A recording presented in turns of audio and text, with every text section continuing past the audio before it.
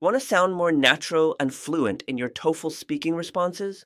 In this video, I'll teach you 5 powerful phrasal verbs that can instantly boost your score and make you sound more like a native speaker.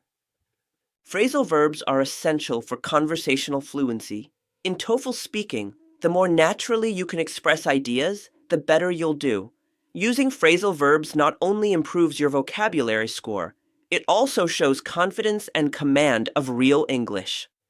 To come up with this phrasal verb means to invent or think of something, like an idea or a plan.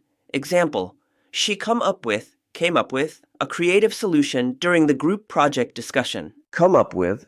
This phrasal verb is actually great for sharing your opinion for any task or solutions with the team.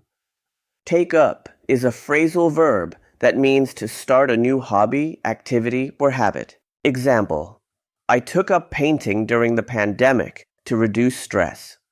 This is useful in personal experience answers or when talking about daily life.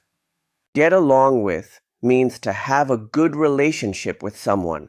Example, I get along with my classmates really well, which makes studying more enjoyable. Get along with. This English phrase is perfect for responses when describing people or social situations. Look forward to means to feel excited about something in the future. Example, I'm looking forward to studying at an international university. Take up.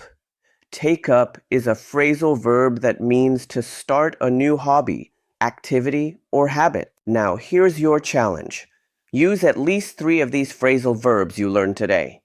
You can use this on this topic.